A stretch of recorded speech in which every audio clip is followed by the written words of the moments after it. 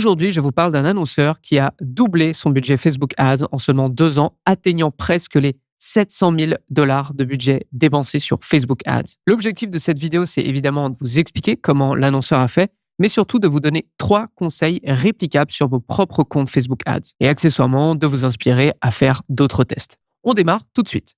Bienvenue sur Social Scaling. Sur cette chaîne YouTube, on parle précisément de comptes Facebook Ads et de comment on fait pour augmenter le budget sans perdre tous vos résultats. Comme expliqué en introduction, je vais vous parler d'une étude de cas aujourd'hui, d'un client avec lequel on bosse depuis plusieurs années et qui dépasse constamment ses objectifs. Pour rentrer dans le détail, l'annonceur en question est un lead gen, mais attention, tous les e-commerce qui m'écoutent, ne partez pas, je vais évidemment faire des parallèles pour votre propre situation, restez concentrés. Notre client est une plateforme qui met en relation des personnes qui ont envie de refaire leur chez-soi, donc des toitures, des cuisines, etc., en relation avec des entrepreneurs qui savent le faire. Donc l'offre est hyper simple, vous vous inscrivez à la plateforme, vous remplissez une demande et vous recevez gratuitement 3 devis d'entrepreneurs qui sont complètement différents par rapport à votre travaux. Ça te permet d'avoir une idée beaucoup plus claire sur le marché de ta demande, mais surtout de prendre une décision beaucoup plus éclairée. Et chez J7 Media, notre job, c'est de trouver des entreprises qui savent faire des travaux,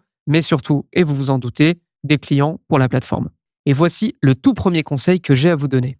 L'objectif que vous utilisez qualifie l'audience que vous obtenez.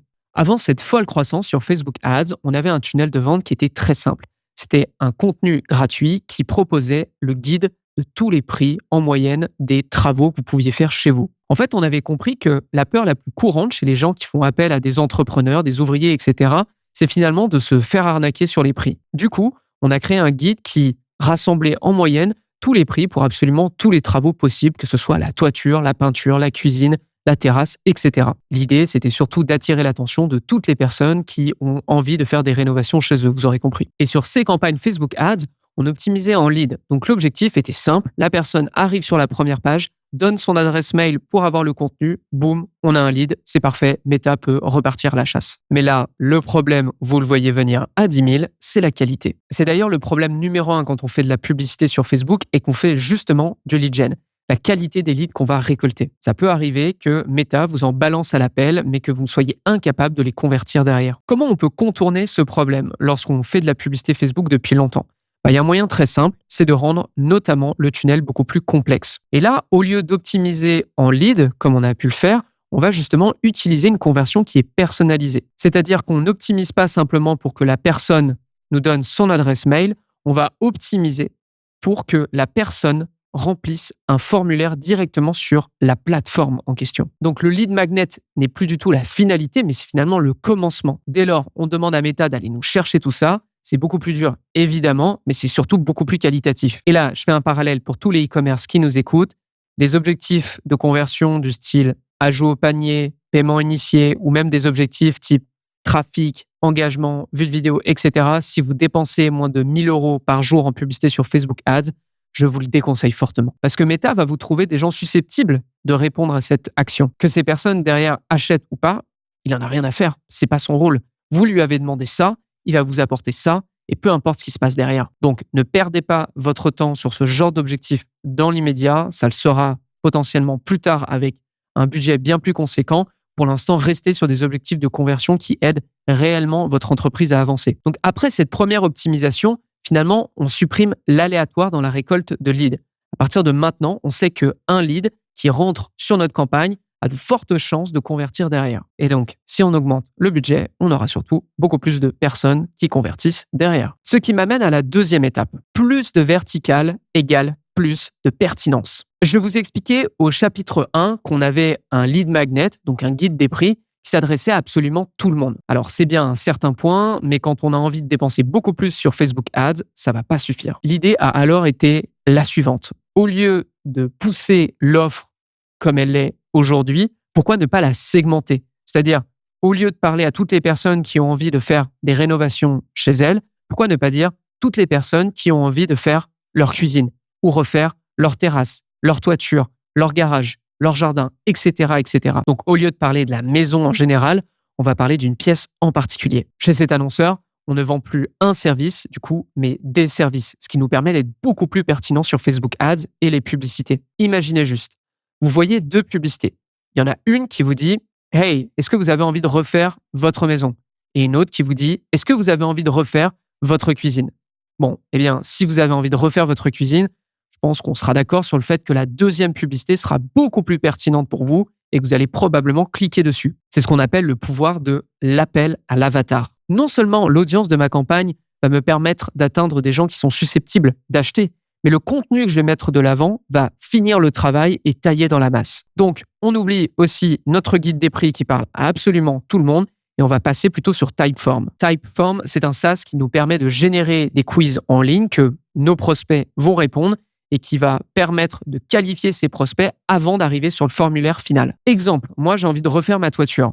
Bon, je tombe sur ce quiz, je vais avoir quelques questions, je vais répondre un peu innocemment, mais en fait, toutes les informations que je vais donner vont permettre à l'annonceur de préparer ma demande pour avoir des devis. Et à la fin de ce quiz, justement, je n'aurai plus qu'à signer pour avoir les 3 devis gratuitement. Et forcément, qu'est-ce qui va se passer sur Facebook Ads? C'est quoi la conséquence directe? Eh bien, sur le mois d'avril qui reçoit historiquement le plus de dépenses de toute l'année sur le compte Facebook Ads, on va observer que le nombre de campagnes actives ou ayant reçu du budget va passer d'une petite dizaine à une vingtaine et une trentaine petit à petit. Et pour scaler, on a rarement fait mieux parce que je dois vous ramener les pieds sur terre. Dépenser des milliers d'euros par jour sur une seule campagne, c'est extrêmement dangereux. On a déjà eu le coup il y a plusieurs années, quand votre meilleure campagne qui dépense autant commence à trembler, je peux vous assurer que c'est pas la seule. Donc on trouve nécessairement ça beaucoup plus sécuritaire de scaler en ajoutant plusieurs campagnes et plusieurs campagnes et plusieurs campagnes.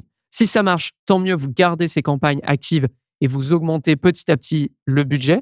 Ou autrement, si ça ne marche pas, eh bien vous arrêtez à temps pour que ça n'impacte pas trop votre compte et vous relancez d'autres tests. Et là, je fais une parenthèse pour les e-commerce, c'est exactement la même chose. Vous devez tester un maximum de variables. Tester vos collections, vos produits, etc. Parmi nos campagnes pour des e-commerce qui dépensent le plus et depuis le plus longtemps possible, on trouve notamment les campagnes de catalogue ads qui nous permettent de tester à l'échelle individuelle des collections ou des catégories de produits. En fait, ça nous permet de savoir hors de tout doute si la catégorie en question fonctionne réellement en acquisition ou pas. Et si elle ne fonctionne pas, eh bien ça ne sert plus à rien de la mettre de l'avant. Bon, maintenant, et si on fait ça toute l'année, qu'est-ce qui se passe? Qu'est-ce qu'on peut apprendre de plus? Eh bien, pour notre client, c'est la saisonnalité des services. On passe au 3e chapitre, du coup, la puissance de la saisonnalité. Revenons rapidement aux campagnes ayant reçu le plus de budget en 2022, 2023 et 2024.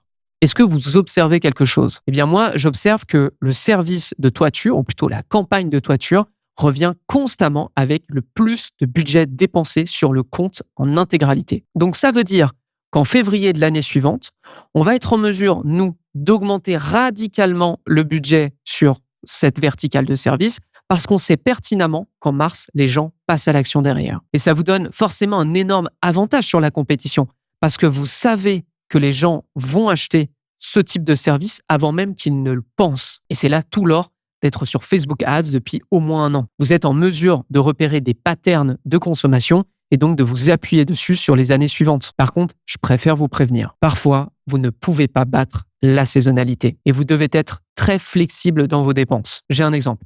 À l'inverse de ce client, on a un autre client qui, pour le coup, lui, est un e-commerce qui vend des pneus. Alors, vous vous doutez bien, la période à laquelle il va générer le plus de revenus, notamment, c'est lorsqu'il va se mettre à vendre des pneus neige. Mais ici, vous avez beau dépenser tout ce que vous voulez en amont, si il n'a pas neigé une première fois, les gens ne penseront pas à acheter des pneus neige. Il faut juste être raisonnable et préparer ses campagnes en amont et être prêt à les lancer en fanfare dès lors que la saisonnalité vous le permet. On arrive à la synthèse. Avec cette étude de cas, on a vu plusieurs éléments que vous pouvez réitérer sur votre compte Facebook Ads. Déjà, segmenter votre offre de service vous permet d'être beaucoup plus pertinent sur Facebook. Donc, vous permet de repérer des patterns de consommation au niveau de la saisonnalité, vous permet d'adapter votre budget en conséquence et vous permet d'ajouter de nouvelles campagnes et donc de scaler. Ensuite, on a vu qu'avoir une bonne et précise conversion sur vos campagnes Facebook Ads vous permet d'obtenir un trafic plus qualifié et donc de justifier une hausse de budget comme on a pu le voir avec ce client. C'est tout pour aujourd'hui. J'espère que ça vous a plu. N'hésitez pas à me le faire savoir si ce nouveau format vous plaît sur la chaîne. Et si la publicité sur Facebook Ads